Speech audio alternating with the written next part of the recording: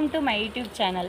பிரியாணி வந்து விறகடுப்பில் செய்யும்போது பாத்திரம் தேய்க்கிற சோப்பை எடுத்து இந்த மாதிரி டபராவில் வெளிப்பக்கம் பூசிட்டோம் அப்படின்னா கறி பிடிக்காது. கறி பிடிச்சாலும் கழுவும் போது ஈஸியாக கழுவிடலாம். Hi guys, welcome to my YouTube channel. இன்றைக்கி என்ன பார்க்க போகிறோன்னா சிக்கன் பிரியாணி எப்படி செய்கிறோங்களோ தான் பார்க்க போகிறோம். வாங்க வீடியோக்குள்ளே போகலாம். இன்றைக்கி நம்ம விறகடுப்பில் தான் செய்ய போகிறோம். ஏன்னா விறகடுப்பில் செஞ்சாலே தனி டேஸ்ட்டு தான். இதுக்கு நாங்கள் என்னென்ன பொருள்லாம் எடுத்துக்கிட்டோன்னா 1.5 கிலோ பாஸ்மதி ரைஸ், 5 பெரிய வெங்காயம், 5 தக்காளி, 1 கேப்சிகம், 7 பச்சை மிளகாய், பிரியாணி ஸ்பைசஸ், இஞ்சி பூண்டு விழுது, லெமன், புதினா, கொத்தமல்லி, தயிர், சிக்கன், நல்லெண்ணெய் எல்லாம் எடுத்துக்கிட்டோம். சிக்கனும் 1.5 kg தான் எடுத்துருக்கோம். இப்போ கடாயை எடுத்து வச்சுட்டு அதில் 3 டேபிள் ஸ்பூன் அளவுக்கு ஆயில் ஆட் பண்ணிடுறோம். நாங்கள் நல்லெண்ணெய் ஆட் பண்ணுறோம். பிரியாணி ஸ்பைசஸ்லாம் ஆட் பண்ணியாச்சு. நெக்ஸ்ட்டு வெங்காயம் ஆட் பண்ணுறோம். இதோட பச்சை மிளகாவும் ஆட் பண்ணிடுவோம்.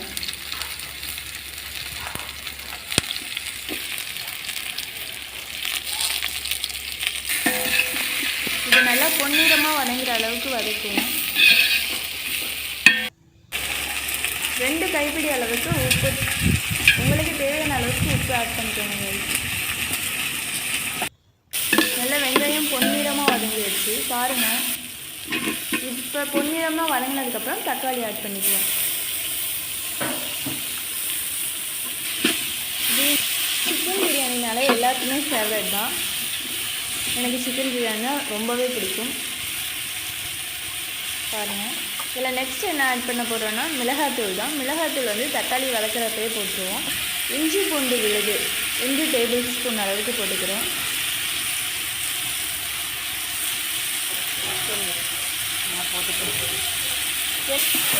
எப்பொழுதுமே அடுப்பில் செய்யும்போது தனி டேஸ்ட்டு தான். விறகடுப்பில் செய்யும்போது ஒரு லெமன் வந்து ஆஃபாக கட் பண்ணி அதையும் பிழிஞ்சு விட்டுக்கிறோம். இதெல்லாம் டேஸ்ட்டுக்காக தான்.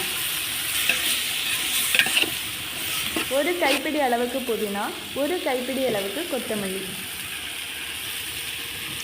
எப்பொழுதுமே நம்ம புதினா கொத்தமல்லி ஆட் பண்ணோன்னே அந்த பிரியாணி ஸ்மெல் வந்து வந்துடும் கைஸ். சூப்பராக இருக்குது பார்க்கவே.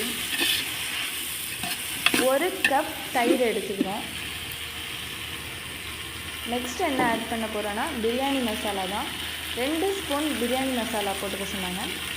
பார்க்கவே சூப்பராக ஒண்டர்ஃபுல்லாக இருக்குது கைஸ். பாருங்கள், நல்லா ஆவி பறக்கிறத பார்த்தாலே அப்படியே செம்ம ஸ்மெல்லாக இருக்குது. சூப்பராக இருக்குது. இப்போ சிக்கன் வந்து அதில் ஆட் பண்ணிடும். நான் வந்து சொன்ன மாதிரி 1.5 kg சிக்கன் வந்து எடுத்திருக்கோம். பாருங்கள், செம்மையாக இருக்குது. இதில் இப்போ நல்லா கிண்டி விட்டுட்டாச்சு. இப்போ நல்லா பபிள்ஸ் வருது, குட்டி குட்டி பபிள்ஸாக வருது பாருங்கள். இப்போ இதில் வந்து அரிசியை களைஞ்சி எடுத்துக்கிறோம். நெக்ஸ்ட்டு அரிசி தான் ஆட் பண்ண போகிறோம். அதுக்கு முன்னாடி 4 சொம்பு தண்ணி ஆட் பண்ணுறோங்க.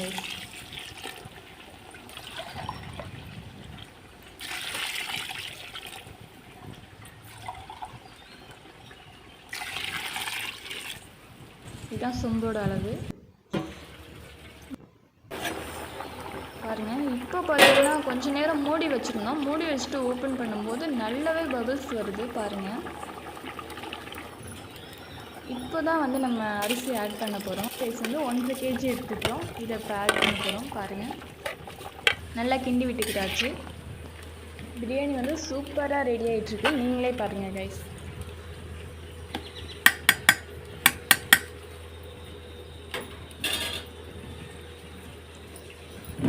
இப்போ ஒரு 15 மினிட்ஸ் நம்ம பிளேட் போட்டு மூட போகிறோம். மூடிட்டு இப்போ ஓப்பன் பண்ணியாச்சு. பாருங்கள், நல்லாவே பிரியாணி ரெடி ஆகிடுச்சு பாருங்கள்.